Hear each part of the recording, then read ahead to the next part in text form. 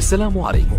لا تنسوا الاعجاب بالفيديو والاشتراك في القناة تشجيعا لنا لنستمر بنشر المزيد إن شاء الله.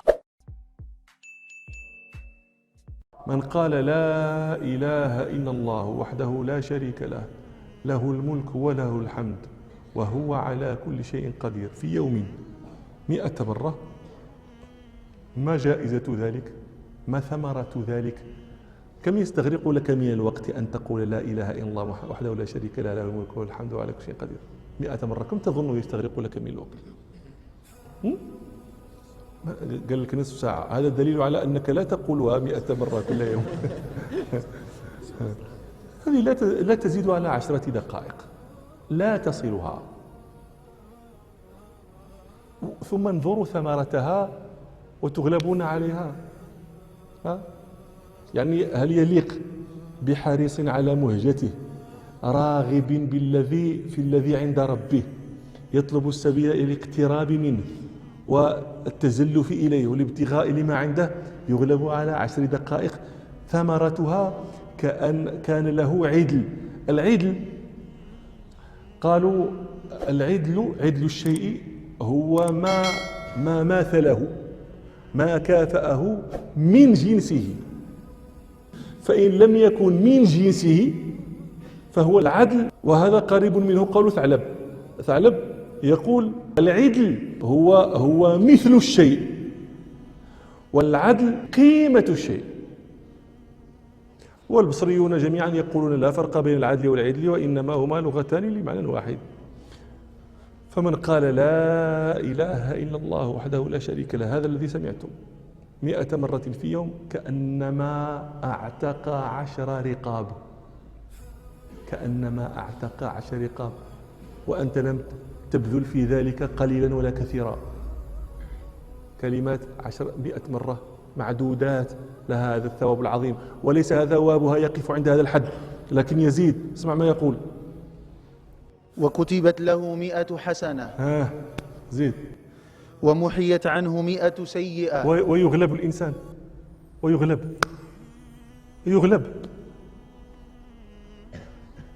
ويغلب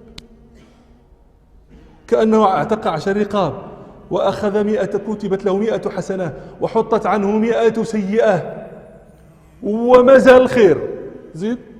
وكانت له حرزا من الشيطان يومه ذلك حتى يمسي. وكانت له حرزا من الشيطان. الحرز الحصن.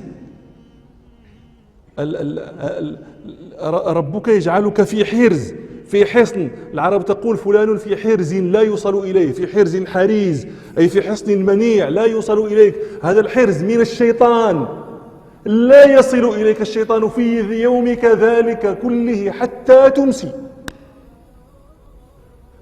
ونغلب. إذا لم يكن هذا علامة للخذلان فلست أعرف علامة للخذلان.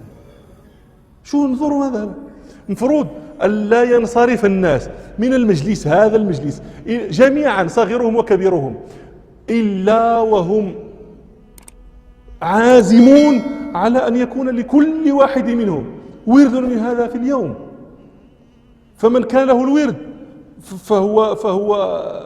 فهو يحرص، يحمد الله ويستزيده من توفيقه والثبات عليه. ومن لم يكن له فينشئوه 10 دقائق وأنت ذاهب إلى العمل، وأنت راجع من العمل، أنت راكب في سيارتك أو في الحافلة أو في يعني ستنام وقد وضعت رأسك على مخدتك 100 مرة 10 دقائق، وفي هذا الخير العظيم.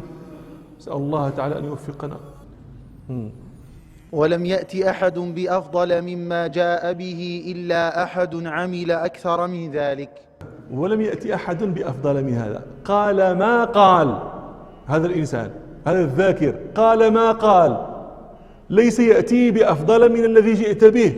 فأنت يعني سوى ما ذكر كأنك أعتقت 10 رقاب وحطت عنك 100 خطيئة وكتبت لك 100 حسنة وأحرزك الله من الشيطان يومك ذاك حتى تمسي، أنت من السابقين، لا يسبقك أحد، بل لا يساويك أحد، لا يأتي أحد بمثل ما جئت به إلا أحد.